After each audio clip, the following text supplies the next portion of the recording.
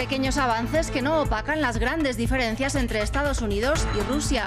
En poco más de 3 horas, Joe Biden y Vladimir Putin acordaron en Ginebra comenzar a hablar de ciberseguridad, del control de armas y del retorno a la acción de sus embajadores. Los derechos humanos fueron el punto de fricción.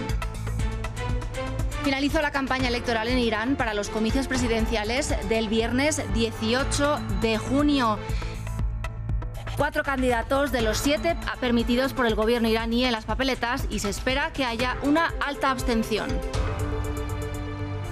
Y los franceses podrán caminar por la calle sin mascarilla a partir de mañana. Así lo anunció el primer ministro Jean Castex, que también adelantó el fin del toque de queda nocturno al 20 de junio.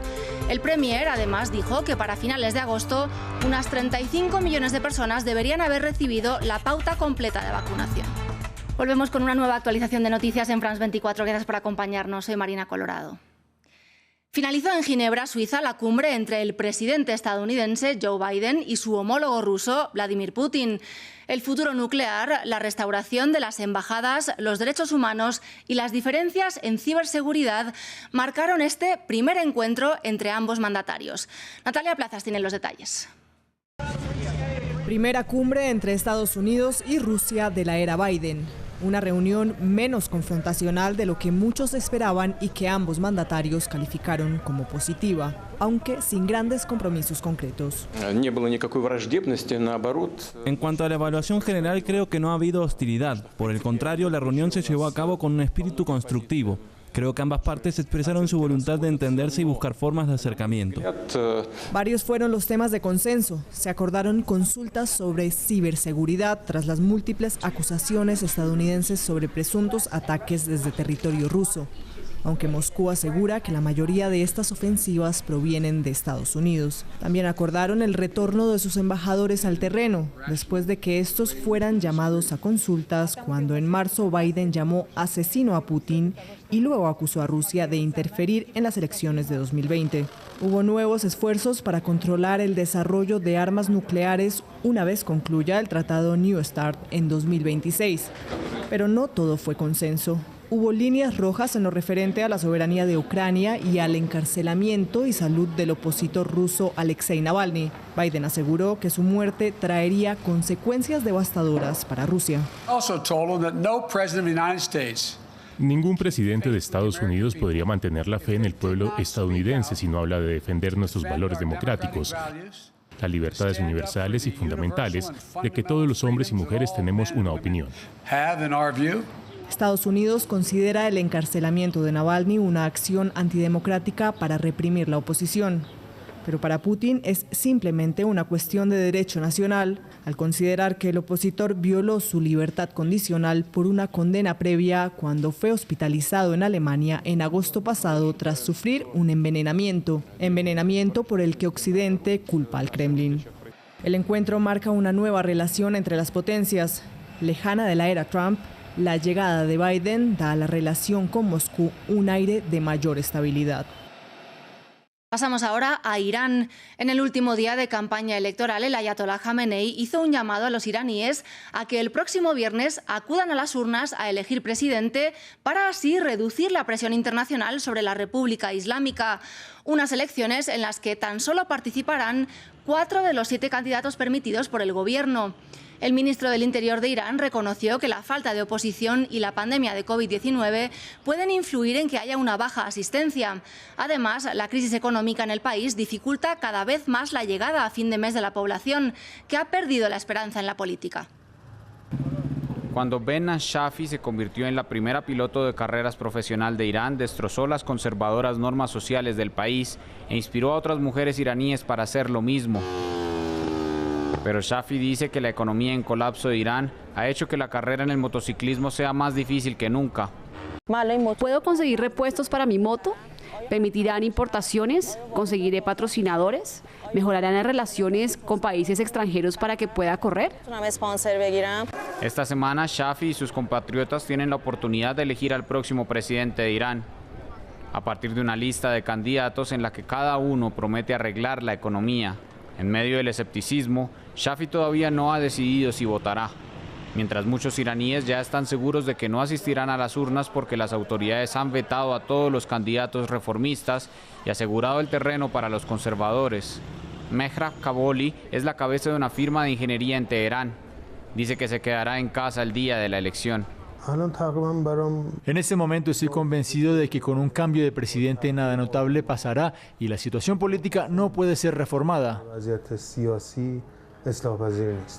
Kaboli cuenta que en años recientes 13 de sus mejores empleados han dejado el país debido a la difícil situación económica y ningún gobierno ha mejorado sus condiciones.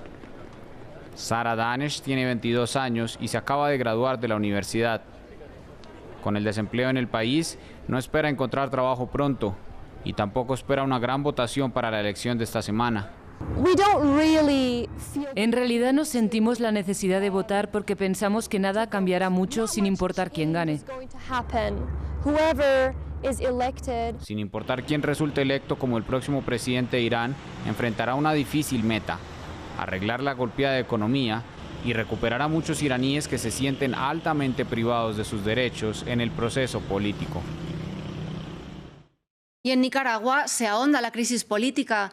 En la tarde-noche del miércoles, la policía allanó la casa del ex vicecanciller Víctor Hugo Tinoco 3 días después de su arresto bajo la acusación de incitar a la injerencia extranjera.